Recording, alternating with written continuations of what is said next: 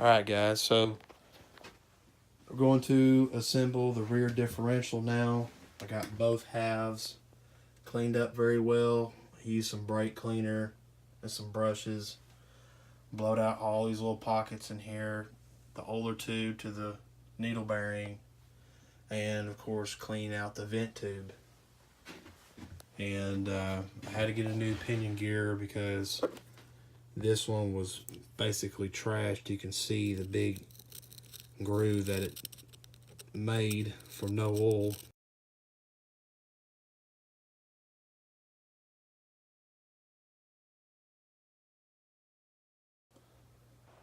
Also, when I'm going to be assembling with some of this Lucas oil stabilizer, as I'm going to be installing the rear differential, I want to take this and fill up all the bearings real good because that stuff's real sticky. It works awesome.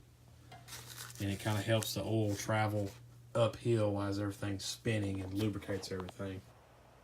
So the first thing I'm going to do is press these bearings onto the ring gear. Now, this is probably the more simpler way of doing it. You can do it with a press if you have one, but more likely you probably don't have one sitting in your back shed behind your house. So what I've come up with is a 2-inch, 3/4 inch drive socket, about it's a 8-inch, 5/8 bolt, 2 big washers, and a nut. And what we're going to do is set the bearing on like this because it's exactly 2 inches. And we'll set the bolt with the washer.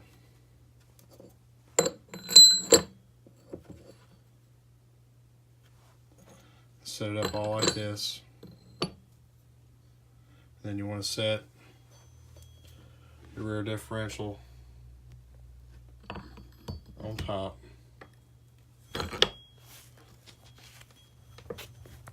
And when you get the bearing on there, my bolt wasn't quite long enough to actually get the nut on top of the socket, so I just tap it on there a little bit, just enough to get the socket and get just a little bit of threads, and set the nut on there. Take the impact, start out slow, then once you start seeing it go down, then you can wheel on it. So far, this is what we got, and this is why you want to use a socket that is only no less than 2 inches. Because as this comes down, you don't want to mar up this or this lip right here. You only want to press down this inner race of this bearing and try to stay away from this. Because if you go to pressing and beating on this part, you're going to end up damaging the bearing and it's going to be no good. So you can tell down here, I still got about 1/8 of an inch left to go. And as soon as that meets the lip, you need to stop. Don't go anymore. And do the same thing for the other side. Just flip it around, stick your bearing on there, and go.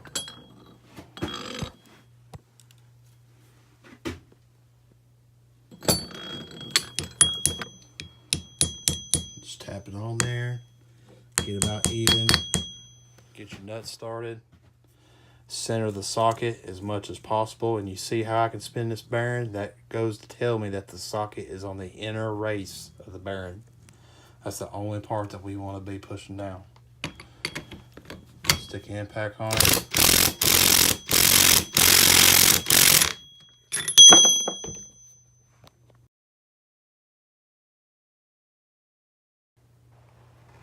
Pull it all back off. Check your depth. Still got about maybe 1/4. All right, so we got this bearing flush with that part right there. So our ring gear is ready to go. Now on to putting the bearings on the pinion. We'll stick the pinion shaft in here, give something to hold up on, and we got to figure out a way of pressing this on here. Actually, what I found was that this Polaris wheel bearing greaser tool fits perfectly over this. I mean, it's exact fit. So what I'm going to do is just take my big sledgehammer and I'm going to wail on this thing to get this bearing down. Just kidding. So what I ended up finding was a 1.25 inch socket. Fits perfectly over the bearing, and it fits onto the shaft. It still has plenty of room, so it doesn't ever bottom out and mess the splines up. But it would be better if you did have a 3/4 inch drive one, because it's a little bit bigger and goes all the way down. So that's the one I'm going to end up using. Alright, so we got that pressed down. Everything was good. Next up is that we need to install our needle bearing in the side of this shell.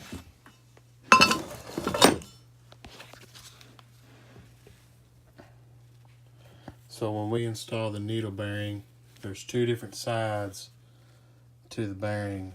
One of them's going to be a little bit rounded off, and one of them's going to be, you know, closed up, you know, pretty flat, sharp edged.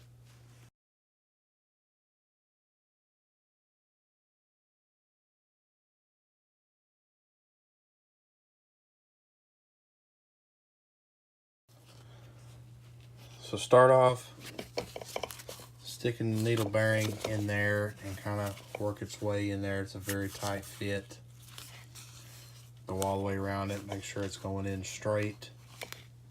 Then I'm going to take a socket and probably use the flat side and an extension and hammer that in there very gently.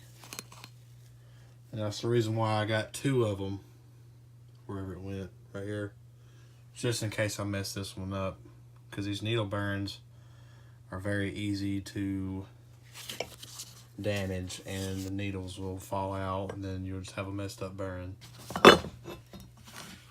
Alright, so you can see about how far that goes in there. Still has a little bit of a lip out of it. And you can see where the oil can go around it. Kind of goes up inside of it. Right there. And that's where you can get its oil from. So we're ready to go back together with everything. So we got bearings on the ring gear, bearings on the pinion shaft, needle bearing inside the shell. And this is where we're going to crack open the Lucas oil. First thing I want to do is I'm going to pretty much fill that entire bearing up, and I'm going to take my finger and roll it around, make sure it gets all in there, because that thing right there has to get lubed up pretty well. See how thick that stuff is? That right there will pretty much keep that bearing lubricated at all times.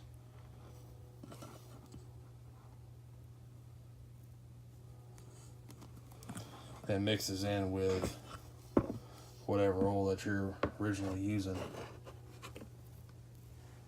You want to get up in there and move those needles around.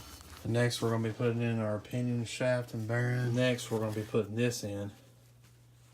And we don't want to put that O-ring on yet until afterwards, because we're going to be putting a socket around it, so we don't want to tear it or get anything on it or damage it. So just stick this down in there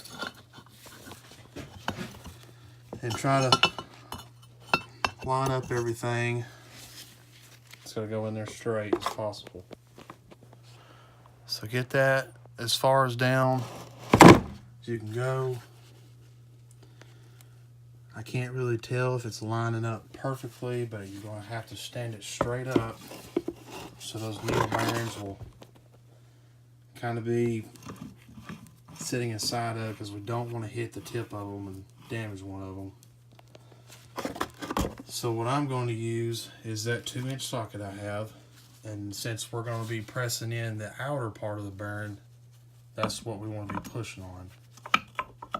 So that fits perfectly. So I'm going to tap on it, take that nut back off of the pinion shaft so it'll slide up in this hole just perfectly, and gently tap it in and keep an eye on that shaft. It needs to slide in that needle bearing just perfectly. And also, you might want to turn it this way, because when that thing goes in there, all that oil is going to burst out of that hole. You don't want to get that shit on your clothes. Alright, so that was pretty easy. I just had to give it just a couple of taps and everything fell into place. Want to spin it, get all that oil and stuff primed up in them bearings.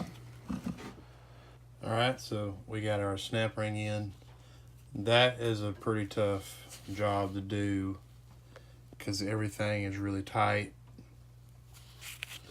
Once you set it in there, you kind of want to take a flat-headed punch or that 2-inch socket that fits right down in here, and you want to kind of tap the snap ring down as far as possible because there's not a lot of play in between it. But I ended up taking a flat-headed punch and pushing that snap ring back into the slots. Got the snap ring put in. It's pretty tough to put that back in there because there's not a lot of slack given. Once you get it down in there, you'll probably need to take your 2-inch socket, if you have one, that'll fit directly down in this hole, and beat the snap ring down as far as possible, and it should spread on its own. And then take you a flat-headed punch and kind of start from the center of the snap ring and push it back in the slot and work your way in and out around the snap ring. So take a rag and wipe out everything in here, clean it up real good from where I've beat it on with a hammer and stuff, and there's a lot of little metal shavings, but you want to get the most of it up. And get your black O-ring on there. So next up is setting in the ring gear. And I want to go ahead and lube up these bearings real good.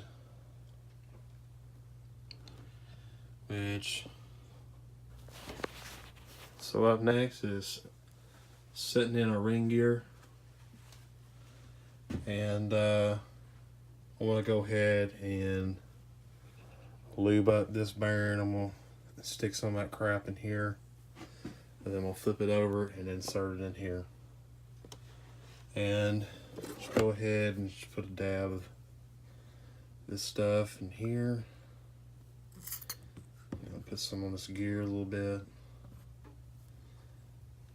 And we'll do this.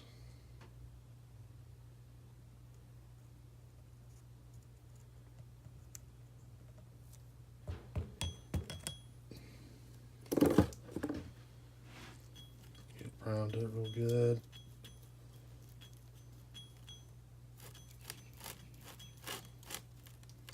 See, that stuff is so thick, it just about moving the whole ring gear with it. Set that down in there. Try to do it very evenly. And I know about how further down it is. Just want to take you a board, smack it a couple times with a hammer, and you'll pretty much, and lift up the other side, and you'll pretty much see it when it bottoms out. And then you want to get your 8-inch bolt out and stick it through there. And you'll need to actually press your ring gear and the bearing inside the housing. You stick it through there with a washer. Get you a big washer that is wide enough to cover the housing. And you want to press it down there a pretty good bit, pull it back out, stick your 2-inch socket back on here so you don't hit this part right here on the other side of the ring gear. And once you I've pulled it the first time, then you probably have bottomed out where your ring gear has come up through. And now we need to go probably just a little bit more.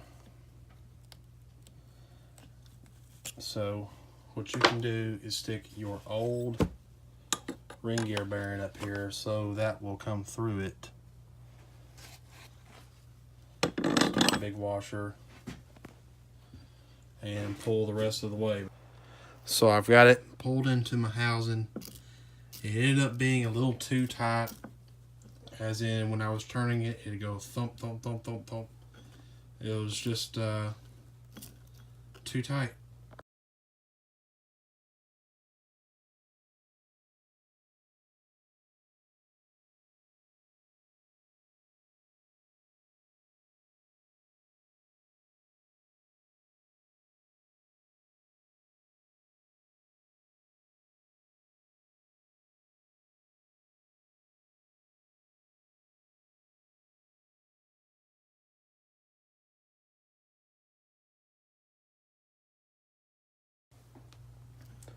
So I got my ring gear pressed into my housing, and it was a little too tight. So what I've done is I took the shim washer that's supposed to go on the other half back on this side.